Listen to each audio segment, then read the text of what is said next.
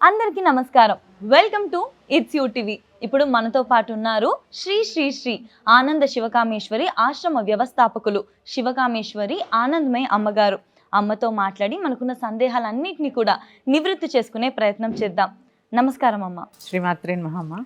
అమ్మ, ఈ సంవత్సరం 2025న అసలు దీపావళి ఎప్పుడు వస్తుందమ్మా? 21 తారీఖు ఏ రోజు జరుపుకోవాలి? యూటీవీ వీక్షిస్తున్న ప్రేక్షకులందరికీ కూడా శ్రీమాత్రే నమః. యాదేవి సర్వభూతేషు కాంతిరూపేణ సంస్థిత నమస్తశ్యై నమస్తశ్యై నమస్తశ్యై నమో నమః. దీపావళి 20-21 అని సందేహం చాలామందికి ఉంది. దీపావళి 20వ తారీఖే, సోమవారం నాడే. ఎందుకంటే పౌర్ణమి కానీ అమావాస్య కానీ సాయంత్రం ఉండాలి. ఎందుకంటే లక్ష్మీ పూజలు ఇవన్నీ కూడా మనం సాయంత్రం చేసుకుంటాం కాబట్టి పౌర్ణమి కానీ అమావాస్య కానీ రాత్రి తిథి ఉన్నవే మనం తీసుకోవాలి. కాబట్టి లక్ష్మీ పూజలు ఇత్యాదివన్నీ సాయంత్రమే చేసుకుంటాం కాబట్టి అమావాస్య తిథిలో, అందుకని 20వ తారీఖే దీపావళి. అమ్మ, మరి అమ్మవారి అనుగ్రహం పొందాలి అంటే దీపావళి రోజు మనం పాటించాల్సిన పూజ నియమాలు ఏంటమ్మా? తప్పకుండా తెలియజేస్తాను. దీపావళి రోజు విధి విధానాలు. దీపావళి రోజు సూర్యోదయాత్ పూర్వమే లేవాలి. సూర్యోదయాత్ పూర్వమే స్నానాది కార్యక్రమాలు ముగించుకోవాలి. ఎందుకంటే దీపావళి రోజు బ్రాహ్మీ ముహూర్తంలో తిలలు అంటే నువ్వులలో లక్ష్మి ఉంటుందని, నీళ్లల్లో గంగ ఉంటుందని చెప్తూ ఉంటారు. అందుకనే అభ్యంగన స్థానం అంటే ఆ నూనెని, నువ్వుల నూనెని ఒంటికి రాసుకుని, పెద్దలు ఎవరైనా ఉంటే తలకి నూనె పెట్టించుకుని చక్కగా నలుగు పెట్టి స్నానం చేసి, ఆ గంగ అంటే మనం గంగ దాకా వెళ్ళలేం కాబట్టి అక్కడ ఉన్న గంగనే, ఆ గంగనే బకెట్లో ఉన్న నీళ్ళనే గంగ కింద భావించి చక్కగా సూర్యోదయాత్ పూర్వమే స్నానాది కార్యక్రమాలు ముగించుకుని కొత్త బట్టలు అంటే షాపు నుంచి కొని తెచ్చుకున్నవే కాదు, చిరుగులేనటువంటి ఉతికి ఆరవేసినటువంటి శుభ్రమైన వస్త్రములు ధరించాలి. ఇది మొదటిది. తర్వాత చాలామంది దీపావళి అమావాస్య కాబట్టి సూర్యుడికి అర్ఘ్యం ఇవ్వడము, అలాగే స్వయంపాకం, బ్రాహ్మడికి స్వయంపాక దానం కూడా చాలా మంచిదమ్మా దీపావళి రోజు. ఎందుకంటే అమావాస్య కాబట్టి, పితృదినం కాబట్టి ఈ పెద్దలు చాలా తృప్తి చెందుతారు. ఎందుకంటే అమ్మా కొన్ని ప్రాంతాల్లో దివిటీలను కొట్టిస్తూ ఉంటారు. గోగి కర్రలకి అంటే గోంగూర కాడలు ఉంటాయి కదా, వాటికి ఒత్తులు నానబెట్టి, వస్త్రంతో చేసినటువంటి ఒత్తులు నువ్వుల నూనెలో నానబెట్టి దానికి కట్టి సాయంత్రం సమయంలో 5 సంవత్సరాల పిల్లల వరకు ఇంటి బయట వాటిని కొట్టిస్తారు. దివిటీలు అంటారు వాటిని. ఆ ఒత్తి వెలిగించి, దీపం వెలిగించి ఇలా కొట్టిస్తారు. అంటే అక్కడ పితృదేవత శాంతి జరుగుతుందని చెప్తూ ఉంటారు. అలా ఆ రోజు పెద్దలకి స్వయం పాకం ఇవ్వడం కూడా చాలా మంచిది. బ్రాహ్మలకి అమ్మ, స్వయం పాకంలో ఏ వస్తువులు ఏముంటాయమ్మా? బియ్యము, పెసరపప్పు, కందగడ్డ లేదా బంగాళాదుంప, తోటకూర, పెరుగు, పాలు, ఆవు నెయ్యి, ఎండుమిరపకాయలు, చింతపండు, బెల్లము. ఆ రోజు ఒక బ్రాహ్మడి ఇంటికి ఎంత ఎంత ఎంత వాళ్ళకి 2-3 ఉన్నారనుకోండి, ఆ 2-3 భోంచేసేది ఇవ్వాలి. అంతేగాని ఇంత పొట్లం కట్టి ఇవ్వడం కాదు. కనీసం 1 కిలోనో, 1/2 కిలోనో, చక్కగా 1 కిలో బియ్యము అట్లా కొలిచి చక్కగా దానం. ఇంకా మీకు శక్తి ఉంటే ఇంకా ఇవ్వచ్చు. కాకపోతే ఏంటంటే మరి కొంతమంది ఇంత పెసరపప్పు, ఇంత బెల్లం, ఇంత చింతపండు ఇస్తారు. అలా కాదు, ఇంత మాత్రంలో తగు మోతాదులో చక్కగా పెట్టి స్వయంపాకం ఇవ్వండి. దక్షిణ కూడా పెట్టి స్వయంపాకం ఇవ్వండి. స్వయంపాకం తర్వాత అయిపోయింది కదా. దీపావళి రోజు ఉదయం అంతా కూడా చాలామంది ఏమనుకుంటారంటే దీపావళి సాయంత్రం పూజ చేసుకుంటాం కాబట్టి పొద్దున్న పూజ చేసుకోక్కర్లేదు అనుకుంటారు. కానీ ఉదయం నిత్య దీపారాధన యథావిధిగా చేసుకుని మహానివేదన పెట్టుకుని సాయంత్రం లక్ష్మీ పూజకి అలాగే దీపాలకి సంసిద్ధం అవ్వాలి. ఆ రోజు అంటే పాత ప్రమిదలు ఉంటే పాత ప్రమిదలు తీసుకుని ఒక జత అయినా కొత్త ప్రమిదలు కొనాలంటారు. అందుకని కొన్ని కొత్త ప్రమిదలు కొనుక్కుని అవన్నీ నీళ్ళల్లో వేసుకుని శుభ్రం చేసుకుని ఒత్తులు రెడీ చేసుకుని నువ్వుల నూనెతో దీపారాధన చేయండి. కొవ్వొత్తితో ఎట్టి పరిస్థితుల్లో దీపారాధన చేయరాదు. ఎట్టి పరిస్థితుల్లో చేయరాదు. కొవ్వొత్తి అంటే ఏంటమ్మా? కొవ్వుతో చేసేటటువంటి ఒత్తినే కొవ్వొత్తి, ఇంగ్లీష్లో ఫ్యాట్. జంతువుల యొక్క ఫ్యాట్ నుంచి చేస్తారు అది. అందుకని ఎట్టి పరిస్థితుల్లో క్యాండిల్స్ వెలిగించకండి, వాడకండి. దివాళీ రోజు ప్రత్యేకంగా సాయంత్రం లక్ష్మీ పూజ. ఈ లక్ష్మీ పూజ యొక్క విధి విధానం ఏమిటి? సాయంత్రం చక్కగా మళ్ళీ స్నానాది కార్యక్రమాలు ముగించుకుని కొత్త వస్త్రాలు ధరించుకుని దీపాలన్నీ కూడా సిద్ధం చేసుకుని మహాలక్ష్మికి ప్రదోషకాలము, ప్రదోషకాలం అంటే సాయంత్రం 5:30 నుంచి మొదలై 7:15, 7:30 వరకు ఉంటుంది కదా. ఈ సమయంలో పూజ చేసుకోవాలి. ఏం చెయ్యాలి, మనం బియ్యం కొలుచుకునే పావు ఉంటుంది కదా, ఆ బియ్యం కొలుచుకునే పావుతోటి ఒక పళ్ళెంలో, స్టీల్ ప్లేట్ కాకుండా ఇత్తడి పళ్ళెంలో నాణ్యములు పోసి, అంటే రూపాయి కాయిన్స్ ఉంటాయి కదా, అవి పోసి వాటి మీద ఈ బియ్యం కొలుచుకునే తవ్వని పెట్టి దానికి చిన్నగా గంధం పెట్టి బొట్టు పెట్టి ఇంట్లో ఏదైనా బంగారం ఉంటే కనుక అక్కడ పెట్టి ఖచ్చితంగా డబ్బులు ఏంటి, మనకి బ్యాంక్కి వెళ్తే 1000 రూపాయలు ఇచ్చామనుకోండి, 10 రూపాయలు ఇంత కట్టిస్తాడు. ఒక కట్టలాగా ఉండేలాగా చూసుకొని పెట్టుకొని చక్కగా లక్ష్మీ పూజ చేసుకోండి. చాలా సులువైన లక్ష్మీ పూజ, అందరికీ తెలిసిందే. స్త్రీ సూక్తంతో చేసుకొని ఏదైనా తీపి పదార్థాన్ని ఇవ్వండి, నివేదన చేయాలి.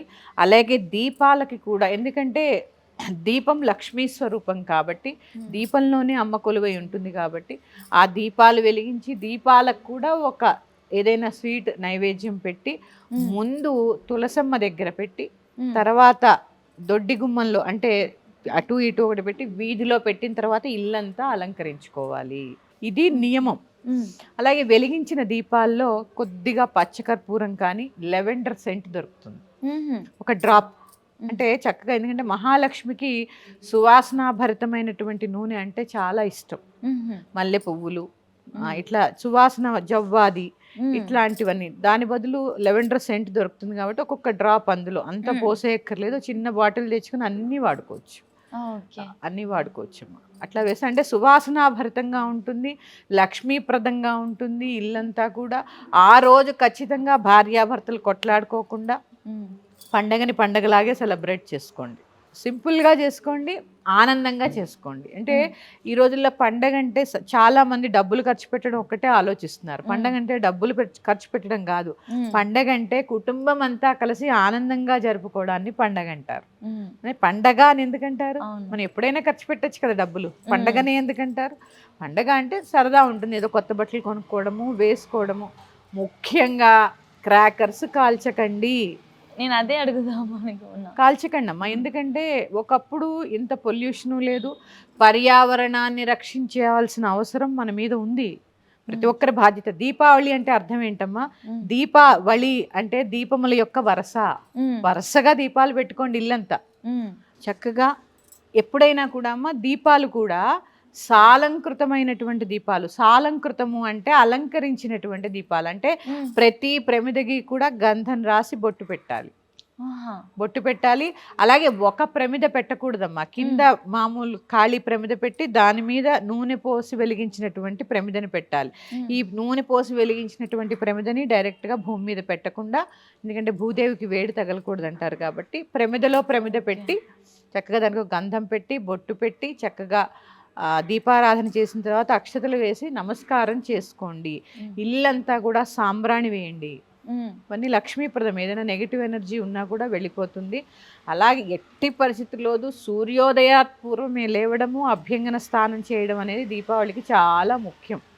అన్ని రకాలుగా కూడా చాలా మంచిది, ఆరోగ్యపరంగా, సంపద పరంగా, అన్ని రకాలుగా కూడా చాలా మంచిది. అలాగే పెద్దల ఆశీర్వాదం కూడా చాలా మంచిది. ఇంట్లో ఎవరైనా పెద్దవాళ్ళు ఉంటే స్నానం చేసుకొని ముందు పెద్దల ఆశీర్వాదం చేసుకున్నాక పూజ రూమ్లోకి వెళ్ళండి. చిన్న చిన్న ఆనందాలు ఎలా ఉంటాయంటే అమ్మ, మీరు నమస్కారం చేసినంత మాత్రాన్ని వాళ్ళు చాలా ఆనందపడిపోతారు. ఇంట్లో పెద్దవాళ్ళు, అయ్యో పిల్లలు వచ్చారు, వాళ్ళు మనస్ఫూర్తిగా ఆశీర్వదిస్తారు. నేను పెద్దల ఆశీర్వాదం తీసుకోవడం కూడా తప్పనిసరి. చక్కగా క్రాకర్స్ లేకుండా ఆరోగ్యవంతమైన, ఇంకొకటి భద్రతతో కలిగిన దీపావళిని జరుపుకోండి. అమ్మ, ఆ రోజు నైవేద్యాలకు ఏమైనా ఉందా అమ్మ? ఇటువంటి నైవేద్యాలు చేస్తే బాగుంటుంది అని చెప్పి ఏదైనా పర్లేదు? అంటే దీపావళికి అన్నీ చేస్తారమ్మా. ప్రత్యేకంగా లక్ష్మీ అమ్మవారికి అయితే మాత్రము పాలతో చేసినటువంటి పదార్థాలను నివేదన చేస్తారు కాబట్టి క్షీరాన్నము, పాలకోవా, చక్ర పొంగలి ఇట్లాంటి పదార్థాలు, ఇత్యాది పదార్థాలతో దద్యోజనం ఇట్లాంటి పదార్థాలు చేస్తూ ఉంటారు. స్వీట్ ఎక్కువ పెడుతూ ఉంటాం కదా. దీపావళి అంటేనే స్వీట్స్ పండుగ. రెండు గడప కట్టుపక్క ఇటుపక్క రెండు వైపులా కూడా పెట్టాలి. అలా పెట్టిన ప్రతి ఒక్క దీపాలకి కింద అడుగున ఒకటి ఖాళీ ఖచ్చితంగా పెట్టాలి. నూనె వేసి 2 ఒత్తులు వేయండి. చక్కగా అందులో కొంచెం లెవెండర్ సెంట్ వేసుకోండి. అలాగే వెలిగించిన తర్వాత మళ్ళీ చక్కగా నమస్కారం చేసుకోండి. లక్ష్మీ స్తోత్రాలు ఏమన్నా వస్తే అక్కడ దీపాలు పెట్టేసి ఇంట్లోకి వచ్చి క్రాకర్స్ కాల్చడం కాదు, ఇంటిల్లిపాది కూర్చుని చక్కగా ఏదైనా లక్ష్మీ స్తోత్రం, కనకధార మీకు రాకపోతే పెట్టుకుని వినండి. కనకధారా స్తోత్రం కానీ, లక్ష్మీ అష్టకం కానీ, లేదా లక్ష్మీనారాయణ అష్టకం కానీ, ఇట్లా రకరకాల స్తోత్రాలు చాలా ఉంటాయి. దీపలక్ష్మీ స్తవం కానీ ఇట్లా మీకు గూగుల్లో కొడితే దొరుకుతాయి. చక్కగా వినండి. మీకు చదవడం రాకపోతే వచ్చిన వాళ్ళు చక్కగా చదువుకోండి. కనకధారా స్తోత్రం మాత్రం ఖచ్చితంగా చదువుకోండి. ఖచ్చితంగా చదువుకోండి. అమ్మ, నువ్వుల నూనె బదులు ఇంకేం నూనె వాడచ్చమ్మా? నువ్వుల నూనె శ్రేష్టము, లేదా ఆవు నెయ్యి, ఇవి రెండు మాత్రం చాలా ముఖ్యం అమ్మా. ఇక రెండు లేకపోతే కనుక కొబ్బరి నూనె సాధారణంగా దీపావళికి పెట్టరమ్మా. పెట్టకపోవడం ఈ రెండు ముఖ్యంగా. నేను చెప్పేదైతే నువ్వుల నూనె, ఎందుకంటే చెప్పాను కదా ఆ రోజు తిలలలో లక్ష్మీదేవి నివాసం ఉంటుంది, అందుకని నువ్వుల నూనెనే ఉపయోగించండి. మీకు ఎంత ఇక్కడ షాప్స్లో కాకుండా ఆడిస్తారు గానుగు దగ్గర దీపం నూనె, అంటే నల్ల నువ్వులు ఆడిస్తున్నారు ఇప్పుడు ప్రత్యేకంగా. అలాంటి నూనె, కల్తీ లేని నూనె తెచ్చుకుని చక్కగా దీపారాధన చేసుకోండి. ఈ మధ్యకాలంలో దీపావళి అని అంటే నూనెతో వెలిగించిన దీపాలు ఒక ఫార్మాలిటీకి ఒక 2-4 పెట్టేసి అన్నీ కూడా ఎలక్ట్రికల్వి పెడుతున్నారు కదమ్మా, దీని పట్ల మీ అభిప్రాయం ఏంటి? వాళ్ళ ఇష్టం అమ్మా. ఇంటి అలంకరణ అనేది వారి వారి ఇష్టాలని బట్టి ఆధారపడి ఉంటుంది, కానీ ఎక్కువ శాతం మాత్రము నూనెతో వెలిగించిన దీపాలు పెట్టుకోవడమే శ్రేష్టం. రకరకాల రంగవల్లులు వేసుకుని దాంట్లో పెట్టుకొని చక్కగా దాని ఇంటిని తీర్చిదిద్దుకోవడం ముఖ్యము. ఎలక్ట్రిక్ దీపాలు అంటారా, ఇంకా అన్నీ వద్దని చెప్పలేం కదమ్మా. అన్నీ వద్దంటే పండగ అవ్వదు కదా. అందుకని ఎక్కువగా ఏంటంటే పర్యావరణానికి హాని కలిగించినవి ఏవైనా చేసుకోవచ్చమ్మా. ఎప్పుడైనా పర్యావరణాన్ని కాపాడడం మన ధర్మం.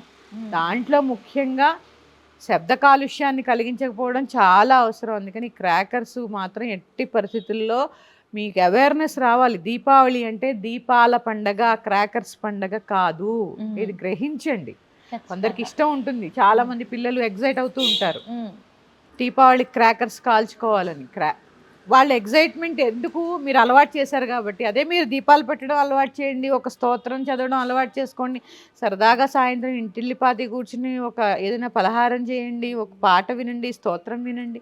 ఇలాంటివన్నీ కూడా పండగలో భాగాలే అమ్మ. క్రాకర్స్ కాలిస్తేనే పండగ కాదు. అందుకే చెప్తున్నాను, దీపావళి అంటే దీపాల పండగ. భద్రతతో కూడినటువంటి సాంప్రదాయమైన దీపావళిని చేసుకోవడానికి అందరూ ప్రయత్నం చేయండి. ఖచ్చితంగా అమ్మ. ధన్యవాదాలు. శ్రీమాత్రే.